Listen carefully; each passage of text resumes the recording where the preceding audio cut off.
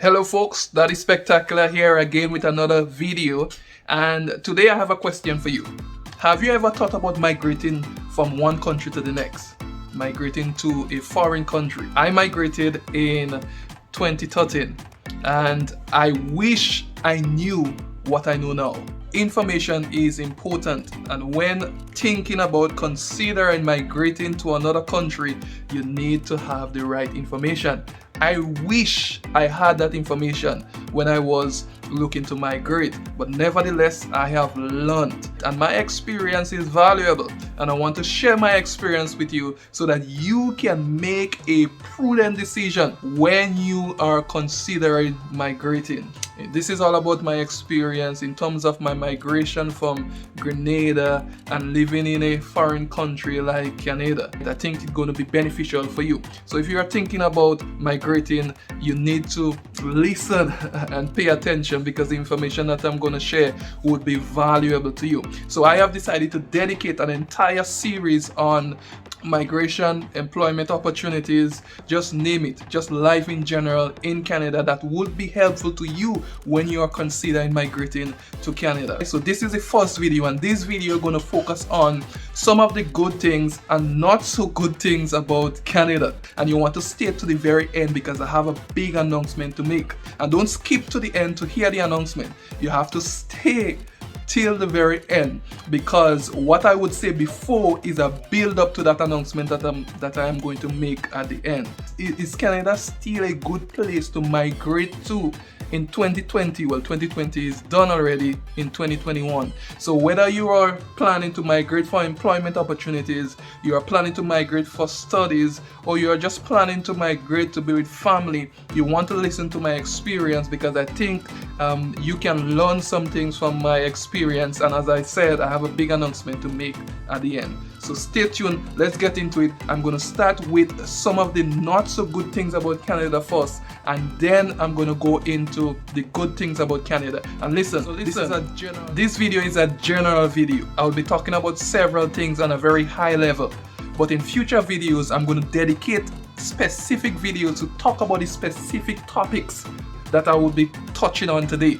So you need to subscribe, turn on the notification bell so you will be notified when I upload another video in the future, because you don't want to miss anything. Because as I said, the information that I would share to you is based on my experience, and I firmly believe that you can learn something valuable from it. So you don't want to miss out on anything. You need to subscribe and turn on that notification bell, because the information going to be vital in terms of your decision making. All right, let's get into it. Let's talk about the bad things. Well, not the bad things, but the not so good things about Canada. Listen, I work with the government, so I have to be politically correct. So I'll be sharing 3 major not so good things about Canada that you should consider if you are considering migrating to Canada.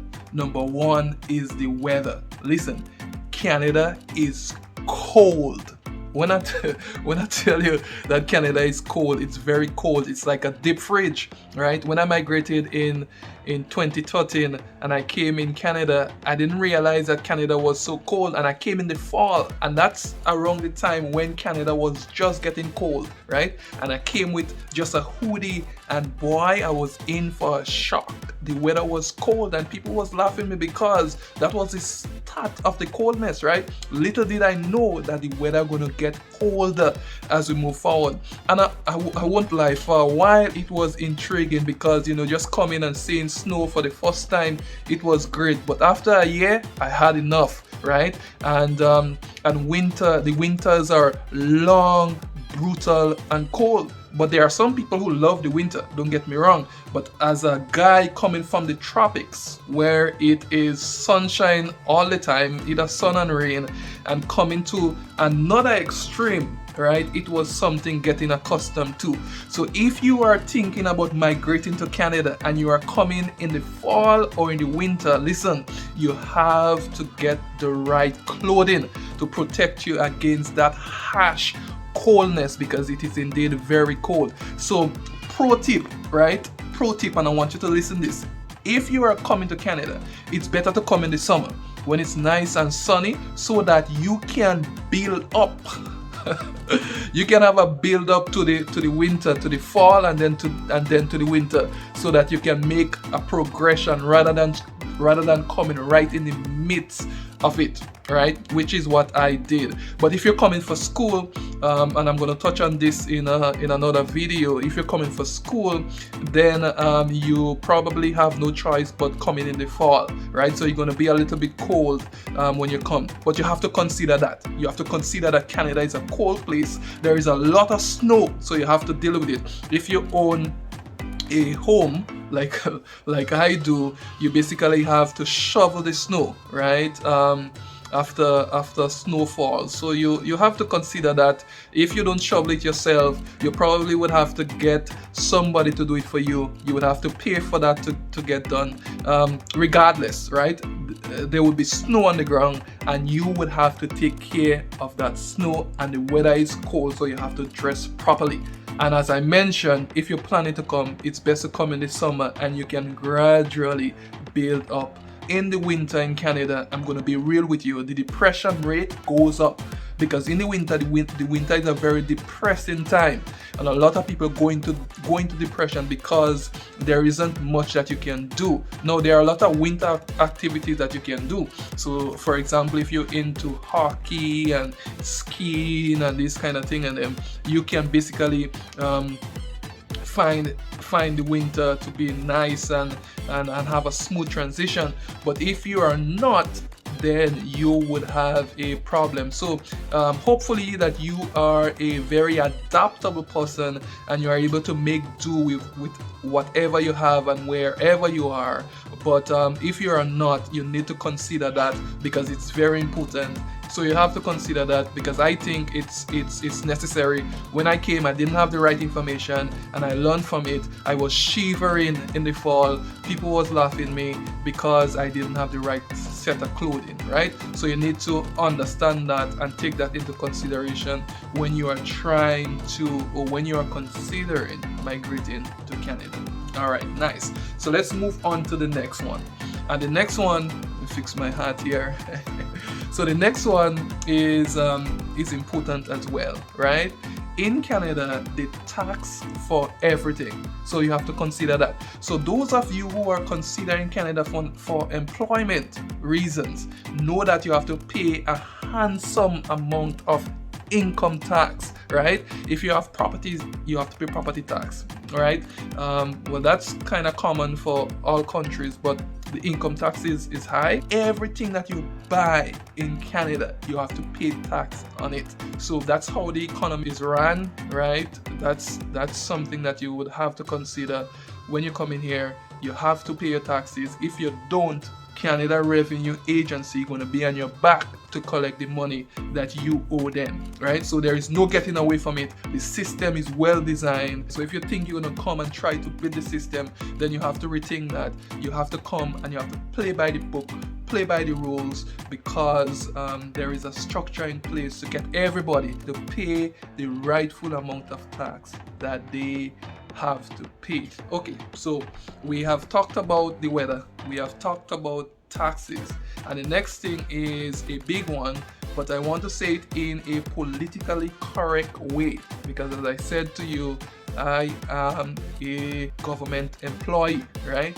So like every other country, and I want to get this right, like every other country, Canada is making strides in terms of embracing diversity. Yeah, I think that came out right in a politically correct way. It's a roundabout way of saying that there is racism in Canada, and you want to be mindful of that. And in other videos coming up, I will talk about how it has impacted me living and working in Canada, and how you can expect to be impacted, by racism when and if you come to Canada. So it's just something to consider. They are making great progress in terms of stamping out racism in all settings, right? But we know that it's going to take a while to be eradicated totally, right? But progress are being made, and as I said, I'm going to dedicate a video to talk more about that, right? Okay, that's the 3 not so good things about Canada, the 3 biggest one in my opinion. There are several others, but I just wanted to bring these to your attention today, and in future videos I'm going to talk about more of these. But as I said, let me know the topics that you want me to discuss moving forward. So let's flip it. Let's talk about the good things about Canada, right? What should entice you to move to Canada? Number 1 is employment. Canada has a lot of employment opportunities. You're talking about opportunities in education. You're talking about opportunities in the health sector.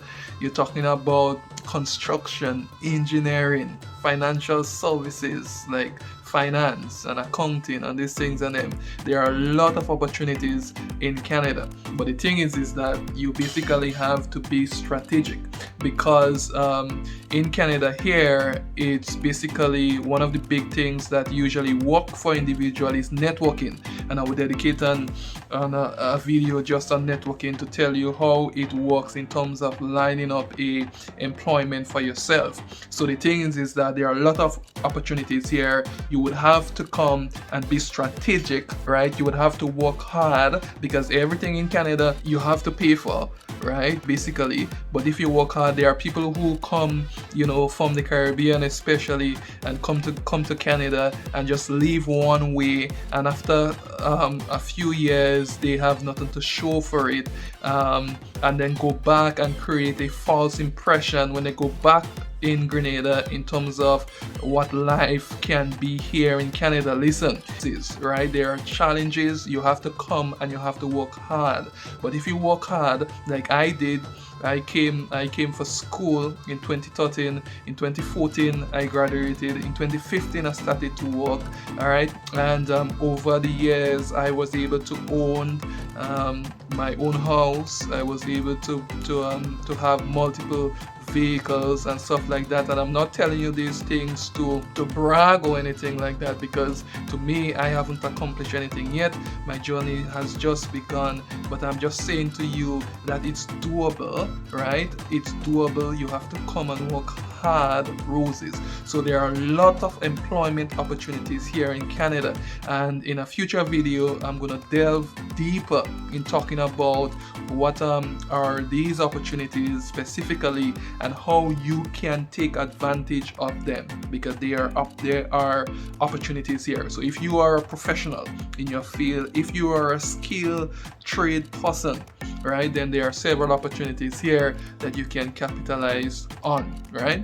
So be cognizant of that when you are considering making a decision as to whether or not to migrate, right? So this is employment. So that brings me to my next topic that I want to talk about, and it is immigration, right?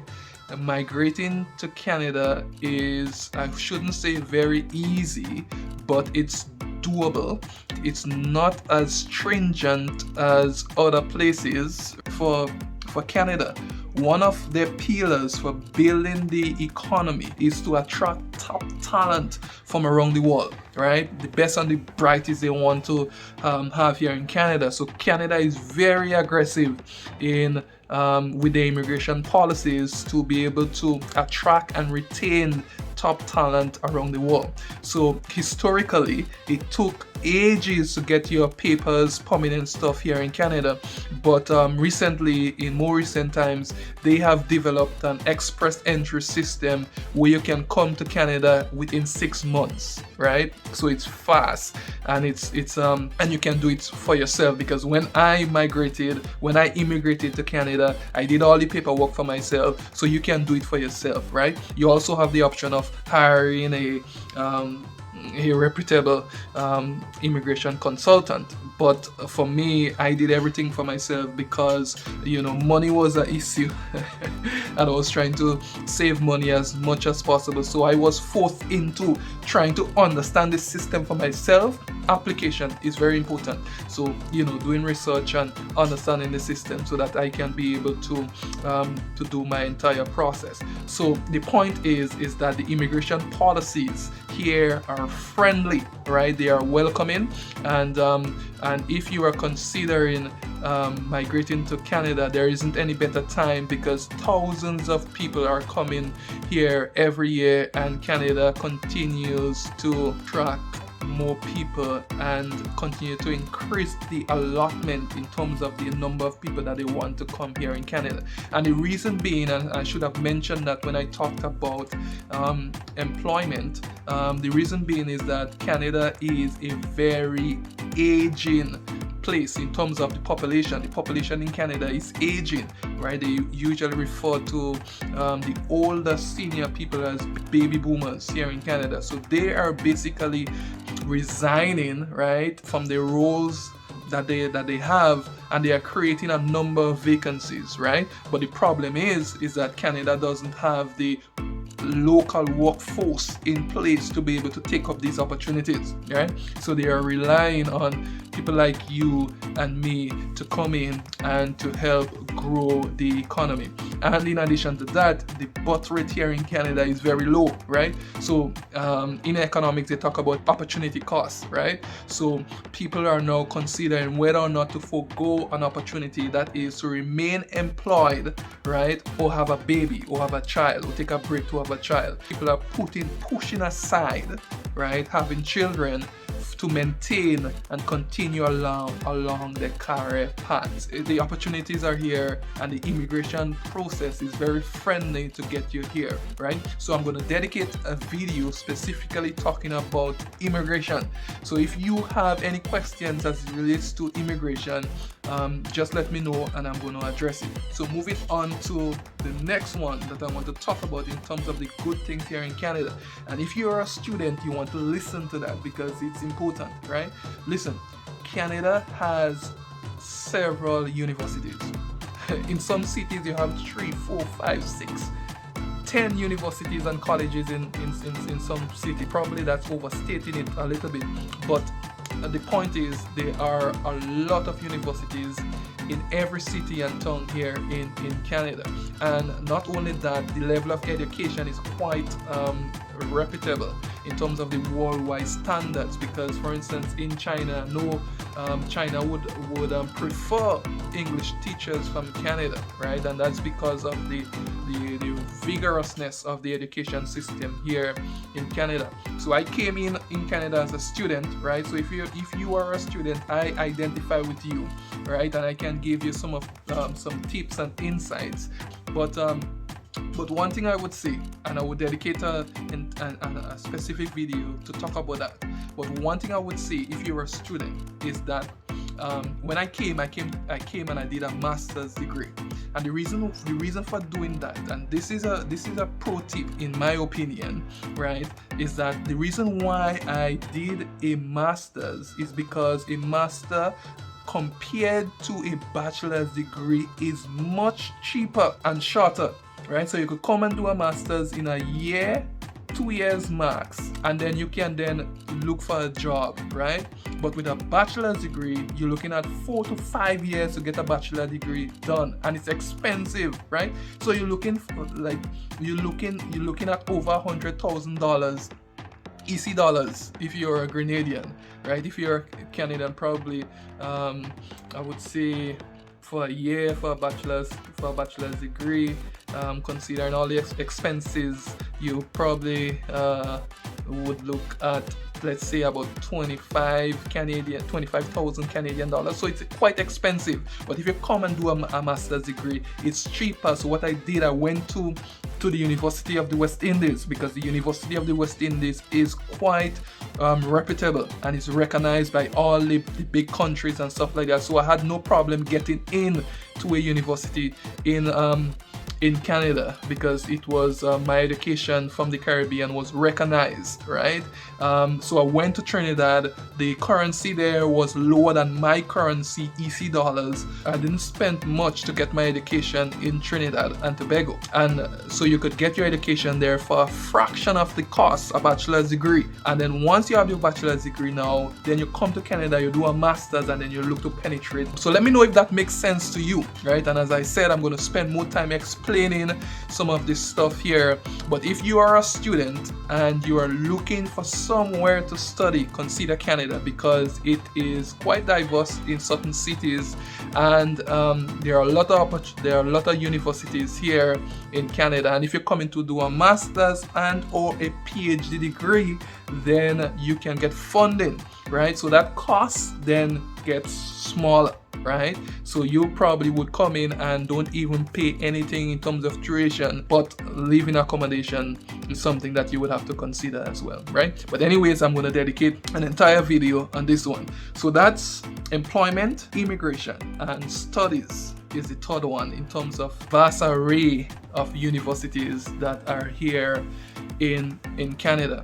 And for a bonus, I want to just put in this one because I plan to do 3 not so good things and 3 good things, but I will put in an additional one, and that is the health system. Listen, the health system in Canada is one of the best in the entire world, and that's not an overstatement. It's true. You research it, you would see healthcare is reasonable here in Canada. Some people would say it's free, right? Because taxpayers usually pay for these services, but nevertheless, it's almost free, and the quality is great. Canada is so strict with the medical practice here is that if you are a doctor that study somewhere else in the world, you basically would have a difficult time coming here in Canada and being a doctor.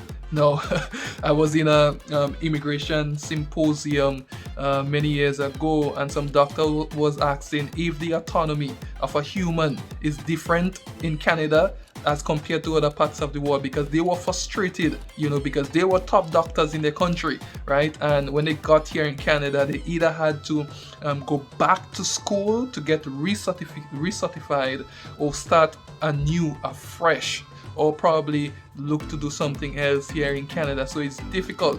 So I'm going to talk about all these in the future, but the point that I want to make here is that healthcare is almost free in Canada, if not free, right? And it is top notch, it's the best, right? I know people just migrate to Canada just to get benefit of the health facilities and top physicians that they have here in Canada. Okay, so these are some of the good things. Apart from that, Canada is a bilingual country, so both French and English, right? So if you are into French, you may want to consider Canada, because there are certain places in Canada where the predominant language is French.